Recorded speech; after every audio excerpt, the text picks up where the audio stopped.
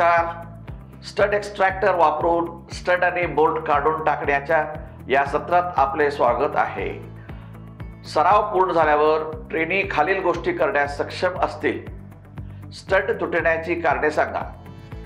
तुटलेला स्टड काढून टाकण्याचा वेगवेगळ्या पद्धती सांगा. आवश्यक टूल्स आणि उपकरणे. ट्रेनीज टूल किट, टॅप रेंच एक सेट, स्टड एक्स्ट्रॅक्टर्सचा एक सेट, तुटलेला स्टड असलेला सिलेंडर ब्लॉक. आवश्यक साहित्य: कॉटन वेस्ट आवश्यकतेनुसार. स्टड म्हणजे धातूच्या रॉड शाफ्ट ज्याच्या दोन्ही बाजूंना थ्रेड असतात आणि त्यामध्ये दोन हेवी षटकोनी नट बसवले जातात. बोल्ट हे फास्टनर आहेत ज्याच्या एका बाजूला बिल्ट इन हेड नट आणि एकच नट चढविला जाऊ शकतो.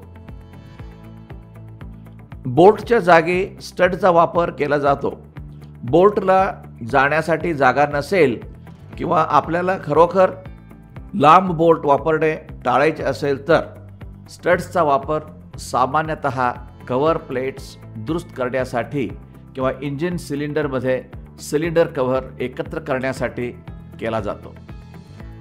आता स्टड आणि बोल्ट तुटण्याची कारणे समजून घेऊया.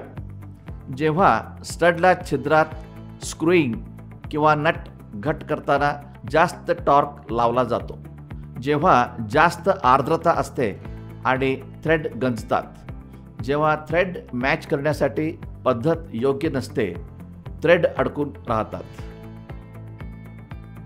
आता आपण समजून घेऊया तुटलेले स्टड आणि बोल्ट काढून टाकण्याचे वेगवेगळे मार्ग कोणते आहेत. प्रिक पंच मेथड. प्रिक पंच आणि हातोड्याचा वापर करून आपण तुटलेला बोल्ट खोलण्याच्या विरुद्ध दिशेने चालवू शकतो. जर आपण हातोड्याचा वापर करून बोल्टला अँटी क्लॉकवाईज दिशेला टॅप करत राहिला तर बोल्ट फिरण्यास आणि बाहेर येण्यास सुरुवात होईल. जेव्हा स्टड पृष्ठभागाच्या अगदी जवळ तुटला असेल तर हे योग्य आहे. चौकोनी फायलिंगने आकार देणे. जेव्हा स्टड पृष्ठभागापासून थोडा वर तुटते तेव्हा अंदाजित भागावर एक चौरस तयार करा जो योग्य स्पॅनरला सूट करेल. नंतर स्पॅनरचा वापर करून स्टड अँटी क्लॉकवाईज फिरवा. चौकोनी टेपर पंच वापरणे. ब्लाइंड होल म्हणजे स्टड व्यासाच्या अर्ध्या व्यासा एवढा होल डायमीटर ड्रिलिंग करून आणि दाखविल्याप्रमाणे छिद्रात चौकोनी टेपर पंच चालवूनही तुटलेले स्टड काढता येतात. स्टड अनस्क्रू करण्यासाठी अँटी क्लॉकवाईज दिशेला योग्य स्पॅनर वापरून पंच फिरवा. इझी आउट पद्धत. इझी आउट किंवा स्टड एक्स्ट्रॅक्टर हे हँड टूल्स आहे जे काहीसे टेपर रिमरच्या स्वरूपासारखे आहे, परंतु त्यात डाव्या हाताचे स्पायरल आहे. एक्स्ट्रॅक्टर 5 पीसेस सेटमध्ये उपलब्ध आहेत. शिफारस केलेल्या ड्रिल साईज प्रत्येक इझी आउटवर पंच केला जातो.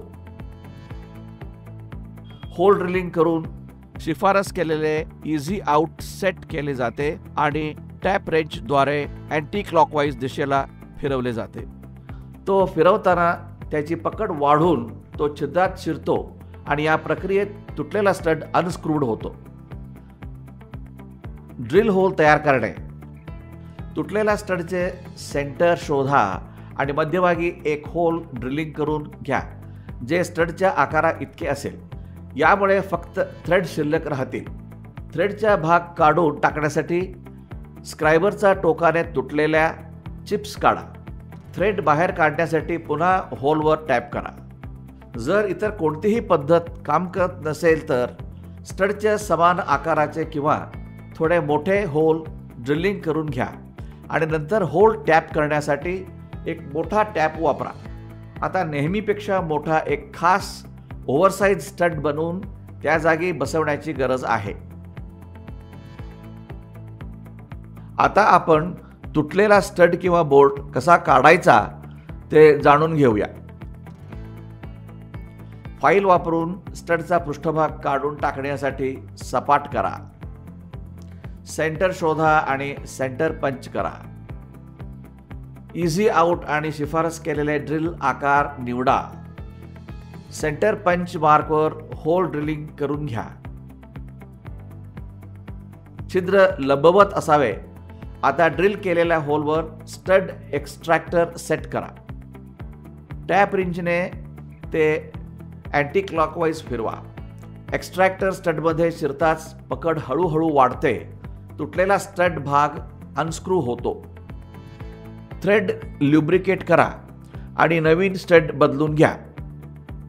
जॉबच्या सरफेसवर स्टड फाईलच्या दोन्ही बाजू फाईल करा. तुटलेला स्टड काढून टाकण्यासाठी रेंच वापरा. स्टड एक्स्ट्रॅक्टर वापरून स्टड आणि बोल्ट काढून टाकण्यावरील या सत्राचा सारांश घेऊया. स्टड किंवा बोल्ट एक्स्ट्रॅक्टर तुटण्याची काही कारणे म्हणजे जास्त टॉर्क, खराब झालेले थ्रेड आणि मॅचिंग थ्रेड योग्य प्रकारे तयार न होणे. स्टड आणि बोल्ट काढण्याचे वेगवेगळे मार्ग आहेत. ते म्हणजे प्रिक पंच पद्धत, चौकोनी फायलिंग करणे, स्क्वेअर टेपर पंच वापरणे, इझी आउट पद्धत वापरणे आणि ड्रिल होल बनविणे.